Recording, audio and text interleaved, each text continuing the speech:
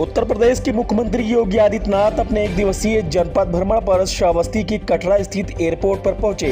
इसके बाद मुख्यमंत्री चौधरी राम बिहारी बुद्ध इंटर कॉलेज पहुंचे। यहां पर उन्होंने बाढ़ पीड़ितों से भेंट कर उनका कुशलक्षेम जाना, उन्हें बाढ़ राहत सामग्री भी वितरित की। वहीं बाढ़ पीड़ित महिलाओं को डिग्निटी किट भी वितरण किया। उन्होंने बाढ़ पीड़ितों से मिलकर जिला प्रशासन द्वारा दी जा रही बाढ़ राहत सुविधाओं आदि के बारे में जानकारी ली। वहीं मुख्यमंत्री ने कहा कि प्रदेश सरकार बाढ़ पीड़ितों के दुख दर्द में उनके साथ है, इसलिए बाढ़ पीड़ितों को किसी भी प्रकार की दिक्कत नहीं होने दी जाएगी। उन्हें सरकार द्वारा हर संभव सहायता प्रदान की जाएगी। क्रम में आज मैं श्रावस्ती आया हूं। कल मैंने जल शक्ति मंत्री को भी भेजा था। आज के इस कार्यक्रम में मंच पर उपस्थित जिला पंचायत के अध्यक्ष श्री ददन मिश्र जी, लोकप्रिय विधायक श्री रामधेरन पांडे जी,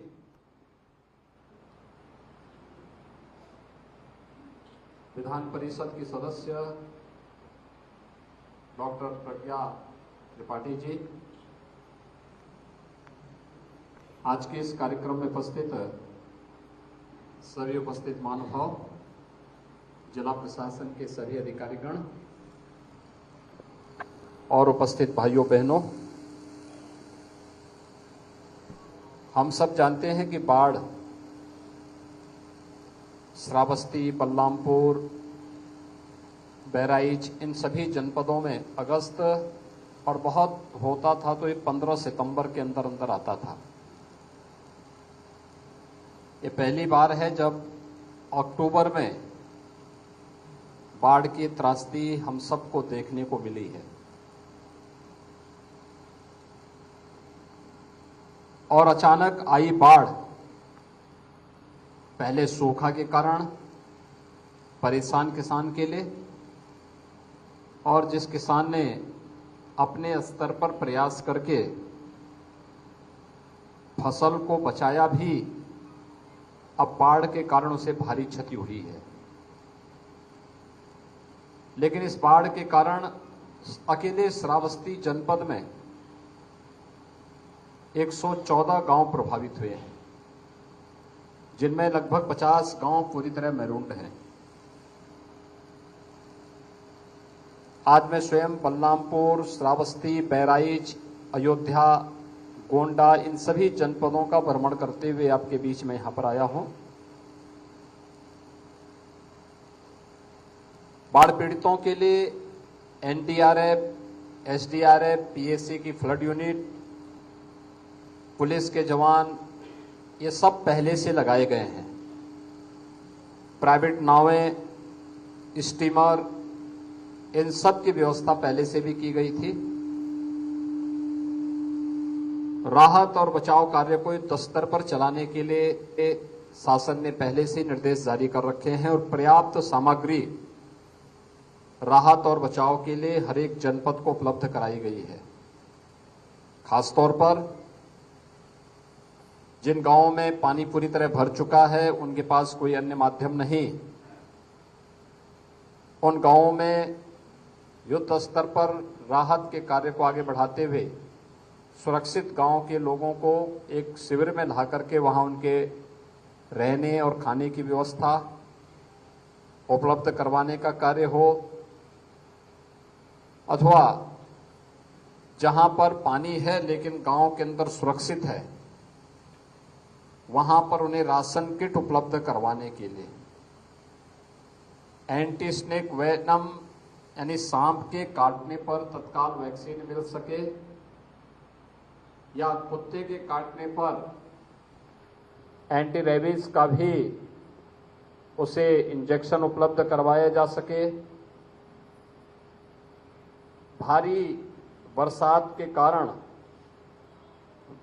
बाढ़ से संबंधित क्षेत्रों में, बाढ़ प्रभावित क्षेत्रों में पेयजल की उपलब्धता के लिए वहां पर वैकल्पिक व्यवस्था उपलब्ध करवाने का कार्य हो, इस सभी के लिए पहले से निर्देशित किया गया है। राशन किट में हर पीड़ित परिवार को 10 किलो चावल, 10 किलो आटा, 10 किलो आलू, चूड़ा, भुजा, लहिया, दाल, तेल, नमक, दियसलाई, मोमबत्ती,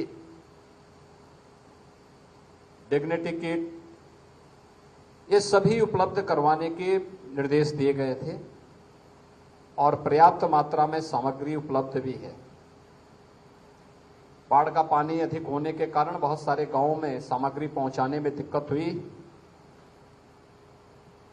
लेकिन प्रशासन को स्पष्ट निर्देश दिए गए कि युद्ध स्तर पर प्रत्येक पीड़ित परिवार तक सामग्री अविलंब पहुंच जानी चाहिए। किसी भी प्रकार की अनियमितता और शिकायत के लिए कोई जगह नहीं होनी चाहिए। पशुओं के लिए चारा के साथ साथ दवा की व्यवस्था और अन्य जरूरतमंदों को लंच पैकेट, भोजन के पैकेट भी उपलब्ध करवाने की व्यवस्था का स्पष्ट प्रावधान किया गया है।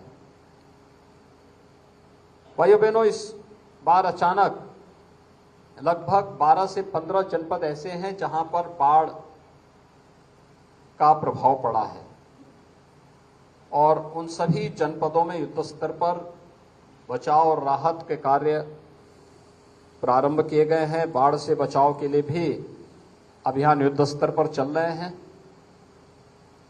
मैं आज के दिन पर आपको आश्वस्त करने के लिए आया हूं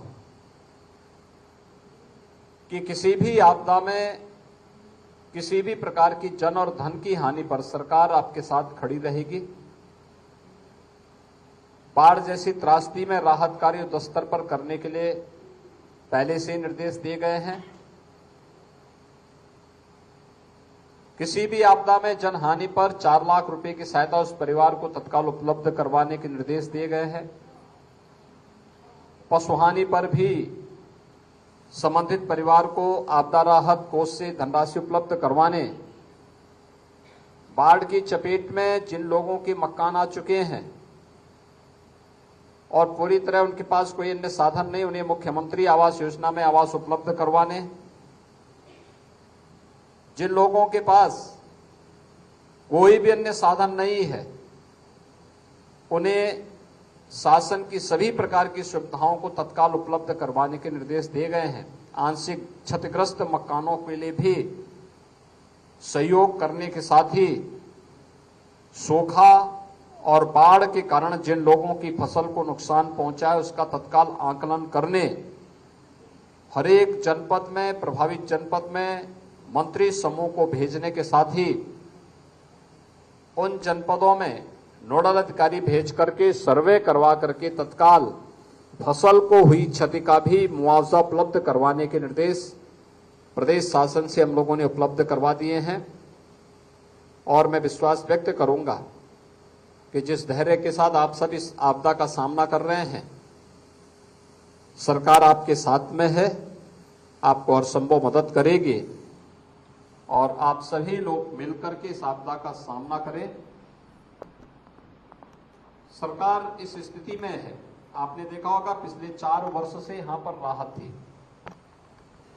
इस बार अचानक जलस्तर बढ़ने के कारण स्थिति पैदा हुई है, लेकिन मैंने कल बाढ़ से संबंधित अधिकारियों को इसीलिए भेजा था, वे जाकर के देखें कहां पे कौन सी स्थिति होनी है, जिसके कारण आने वाले समय में हम बाढ़ जैसी समस्या का एक स्थायी समाधान निकाल सके। आज के इस अवसर पर आपके प्रति, आपको बाढ़ जैसी आपदा से कष्ट हुआ, इसके लिए मेरी संवेदना प्रदेश सरकार और केंद्र सरकार की संवेदना आपके साथ में है और दुख और पीड़ा के समय में सरकारें, डबल इंजन की सरकार आपके साथ रह करके आपको हर संभव मदद देने का आश्वस्त करती है। यही मुझे आप सबसे कहना था। धन्यवाद। एक मिनट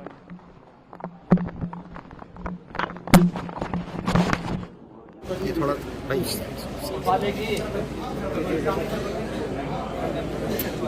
सामान सभी को उपलब्ध करवाओ और इनके लिए भी उपलब्ध कराओ। लाभार्थी की